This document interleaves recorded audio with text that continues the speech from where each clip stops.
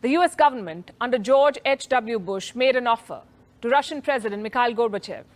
It suggested if Germany became a NATO member, NATO would stop expanding, not 1 inch eastwards. No new members. Today, the US says it made no such promise, that no such deal was ever struck, but hundreds of memos, meeting minutes, and transcripts from US archives indicate otherwise. Nevertheless, Moscow bought the offer. It demolished the Warsaw Pact in the hope that the West would follow suit, that NATO too would be dissolved. But that never happened. NATO refused to cease operations.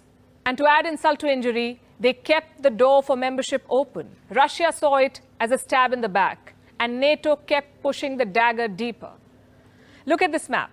NATO started out with 12 founding members, but since the Soviet Union fell, it has radically expanded eastwards. In 1999, Poland, Hungary, the Czech Republic joined NATO. In 2004, there was another wave of expansion. 7 Central and Eastern European nations were made NATO members. Some of them were former Soviet republics. In 2009, Albania and Croatia joined NATO. And the most recent entries were Montenegro and North Macedonia, both situated in Russia's backyard. It does not end there. As of 2021, NATO officially recognized 3 more aspiring members: Bosnia and Herzegovina, Georgia, and Ukraine. Last we checked, NATO was also in talks with Sweden, Finland, and Serbia for membership. So to put it simply, much of Eastern Europe, which once used to be part of the Soviet Union, has now joined NATO. And this happened despite Russia's protests and warnings.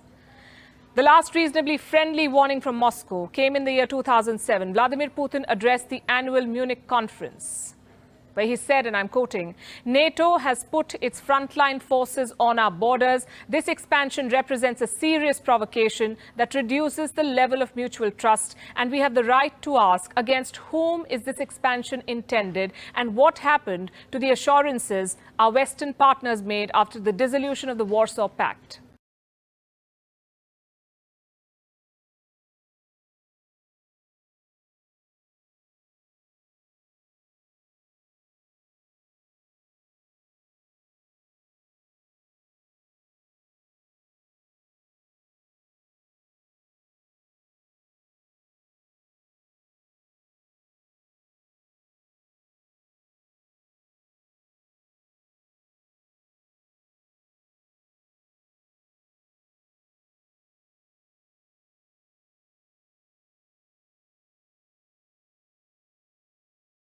So what are the proposals on migration from the ID groups?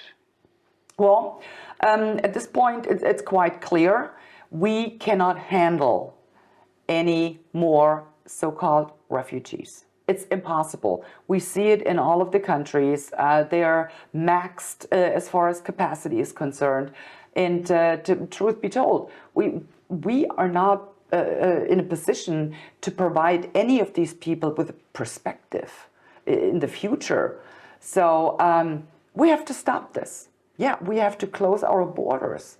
I understand the point of view of the people that are coming. They are in search for a better life. I understand that, and I'm very sympathetic towards that motivation. And if I were in their shoes, I probably would do the same thing. I have the problem with my government, with the EU Commission or the German government.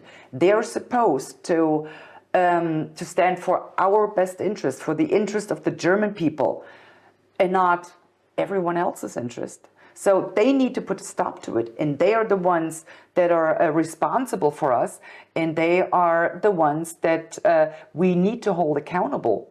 And as long as they're, or for as long as they're not acting in the best interest of the people, then I'm sorry. Then it is not a government that I would want to be in power any longer.